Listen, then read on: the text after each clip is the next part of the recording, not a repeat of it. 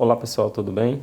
Na última aula, ou no vídeo anterior, a gente tratou da introdução da óptica e lá foi falado que existe óptica geométrica e óptica física.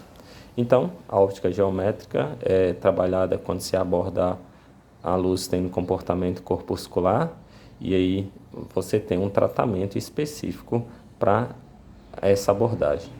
Hoje o que a gente vai falar é dos princípios ópticos e um estudo inicial da óptica geométrica, tá? Dos conceitos iniciais. Então, a óptica geométrica ela é baseada em três princípios. O primeiro é a propagação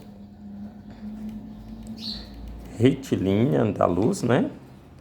Então, propagação retilínea da luz ou dos feixes de luz, dos raios de luz. Então, esse é o primeiro princípio. O segundo é da independência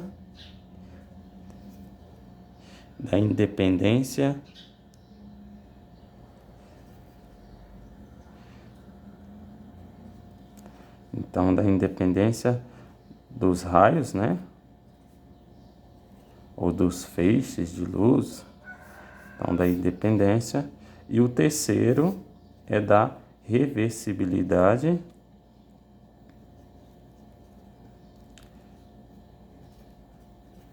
dos raios, ou dos feixes, tá?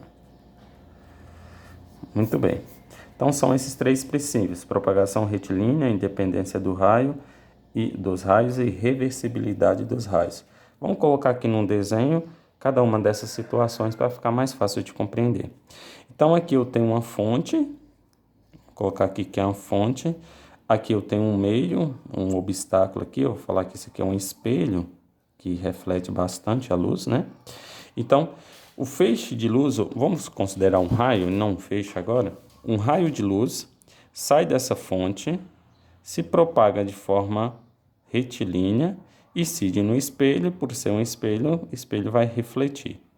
Então, eu tenho um feixe de luz chegando, fonte primária, aqui uma fonte secundária refletindo essa luz. Muito bem. Então, a ideia de propagação retilínea é que a luz propaga sempre em linha reta. Era o que Newton acreditava que sempre acontecia, uma propagação em linha reta. Tudo bem? Muito bem. Agora, se eu tenho dois feixes, vou pegar esse feixe, vamos pegar um terceiro feixe. Um minutinho aqui. Vamos pegar um outro feixe. Nesse outro feixe, suponha que a luz saia desse ponto, feixe, ó, passa por aqui e reflete assim. Então, tá vendo que no encontro aqui não aconteceu nada? Esse fato da luz encontrar um feixe com o outro e não acontecer nada é o que é tratado como independência dos raios. Os raios são independentes, cada um segue o seu caminho sem interferir no caminho do outro. Por mais que eles passem pelo mesmo trajeto, que eles se encontrem, um não interfere no outro. Qual a diferença disso? Se você tem essas duas canetas e elas se encontram, o trajeto delas vai mudar a partir daí, olha, que acontece. Então, por mais que elas continuem propagando, mas o trajeto mudou. Isso não acontece com o feixe, é como se ele encontrasse e passasse normalmente, como se não tivesse encontrado nada. Por isso que chama independência dos raios. Por mais que eles se encontrem, um não interfere no outro. O outro é a reversibilidade. O que significa isso? Que o mesmo trajeto de ida do feixe, do raio, é o mesmo de volta. Então, se essa fonte for colocada aqui, ao invés desse raio vir daqui para cá, ele vai voltar daqui para lá. Então, o caminho é o mesmo. Então, você não tem variação de caminho, tá? O mesmo caminho de ida, de vida, é o caminho de volta. Na prática, é você imaginar assim, ó, se você está num carro, está dirigindo um carro e olha o passageiro do banco de trás pelo espelho retrovisor, aquele espelhinho dentro lá do carro, tem a pessoa que está atrás, que você está vendo o passageiro atrás, o passageiro também está te vendo, tá? porque o mesmo caminho de ida do raio é o caminho de volta. Então, o motorista te vê, mas você também vê o motorista ao mesmo tempo. Tudo bem? Ok, então vamos passar para frente. Então, esse é o princípio da óptica geométrica. Como eu disse, você vai estudar esse princípio com geometria, porque aqui sai formando triângulos, figuras geométricas. Já que a gente vai trabalhar com geometria, eu vou ter que fazer uma abordagem sobre o Teorema de Pitágoras. Isso é da matemática, mas aqui vai ser necessário a gente falar disso. O que eu sei de Teorema de Pitágoras? Primeiro, que esses dois lados aqui chamam catetos e esse lado aqui chama hipotenusa. Então, aqui é a hipotenusa, aqui são os catetos. Isso também sei que a hipotenusa ao quadrado é igual à soma dos catetos ao quadrado.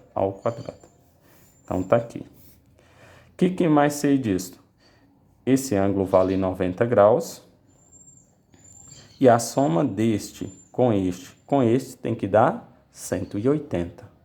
Então, se esse daqui é 40, esse aqui é 50. Se esse é 60, esse tem que ser 30. Porque 60 mais 30 é 90, 90 mais 90, 180. Tudo bem. Da trigonometria, nós vamos ter que, se eu trato esse ângulo φ aqui, o que nós podemos falar para o ângulo φ? Que seno de φ é igual cateto oposto, no caso é o C, sobre a hipotenusa A, que o cosseno de φ é igual cateto adjacente, que é o B, dividido pela hipotenusa, e que a tangente desse ângulo φ é igual cateto adjacente, ou cateto oposto, sobre cateto adjacente. Para que serve isso? Se você conhece o ângulo, você pode achar o seno, e tendo o seno, você pode achar uma desses lados aqui. Tudo bem? Então, nós estamos estudando aqui um triângulo retângulo. Sobre beta, o que a gente pode falar? Que seno de beta é igual o cateto oposto sobre a hipotenusa, então é B sobre A. Já o cosseno de beta aqui é igual o cateto adjacente, que é o C sobre a hipotenusa, e a tangente de beta, que é o cateto adjacente, C sobre o cateto oposto, né? Muito bem. Desculpa, cateto oposto sobre cateto adjacente. Então tá aí alguma coisinha sobre o Teorema de Pitágoras, é bom a gente saber para discutir algumas coisas à frente. Vamos passar para frente? Aqui tem falando sobre triângulos semelhantes, que também será útil quando a gente estiver estudando para o estudo da óptica geométrica. O que é um triângulo semelhante? Então, aqui nós temos um triângulo semelhante ao que eu comentei há pouquinho. Nós temos aqui três lados, hipotenusa, catetos, né? Aqui nós temos os ângulos. Vamos considerar um outro triângulo aqui, ó.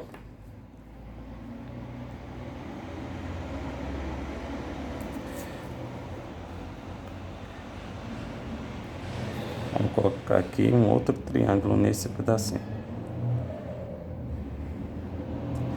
Então, é notório que isso também é um triângulo retângulo, que esse mesmo ângulo aqui é o beta, daqui ó, esses ângulos são iguais, esse ângulo do triângulo na cor preta e do triângulo na cor azul é o mesmo. O que a gente pode concluir disso? Eu vou chamar esse pedacinho aqui de D e esse pedacinho aqui de E. Então, como os ângulos são iguais, a gente diz que eles são triângulos semelhantes. Então, eu posso falar disso daí que C sobre D, o que é C sobre D? Esse cateto sobre esse cateto, não, desculpa, C sobre D não, C sobre B é igual a D sobre E. Tudo bem? Então, C sobre B, esse cateto dividido por esse é igual a esse cateto dividido por esse, por conta da semelhança de triângulos. Tudo bem? Então, esse princípio vai ser muito útil aí para a gente resolver algumas questões. Porque, por exemplo, se aqui é uma fonte de luz, isso aqui é um feixe de luz, então, se aqui é um corpo, aqui é outro corpo, então o ângulo formado entre o corpo e o feixe de luz é o mesmo. Então, suponha que esse C fosse uma sombra, o D fosse outra sombra. Com base nessas informações, se eu conhecer esse lado, tem como eu definir esse lado. Vou explicar de novo. Então, suponha que esse C, o C fosse uma sombra desse corpo aqui, ó, que é um corpo e esse aqui é a sombra. Aqui é um corpo e isso aqui é a sombra.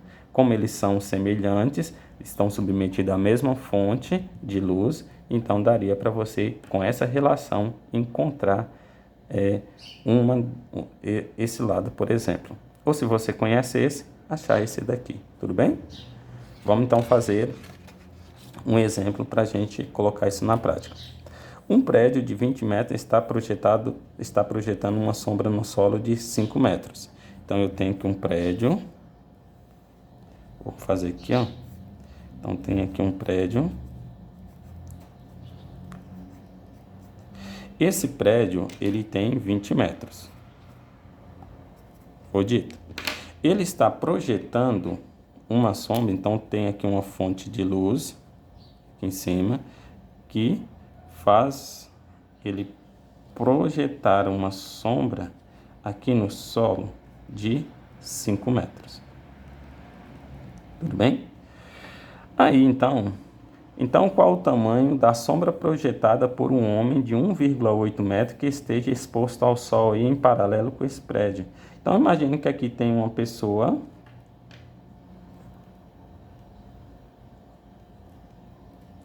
Tem um homem aí. E que esse homem, também aqui, olha, o feixe de luz vai vir. Vai passar por ele. E vai projetar uma sombra aqui, que é de 1,8 metros. Sabe que ele tem Desculpa, a sombra a gente não sabe, né? Que vai procurar. A gente sabe que a altura dele é de 1,8 metros. Então, se eles estão submetidos à mesma fonte de luz, a gente pode usar a relação de triângulos semelhantes, falando que 5 sobre 20 é igual a x dividido por 1,8. Aí o que a gente faz? É só multiplicar aqui invertido, né? 20 vezes x é igual a 5 vezes 1,8. Então, 1,8 vezes 5. 5 vezes 8, 40 eleva a 4. 5 vezes 1, 5. Então, vai dar 9, né? Então, x é igual a 9 dividido por 20. X é igual a 0,45 metros. Então, x é a mesma coisa que 45 centímetros. Então, esse é o tamanho da sombra projetada aqui por este homem. Beleza? Tudo bem? Vamos a um segundo exemplo. O ângulo formado entre o raio de luz e o teto de uma casa é de 45 graus. Se esta casa possui 8 metros de altura, qual o comprimento da sombra projetada por ela no solo, neste momento?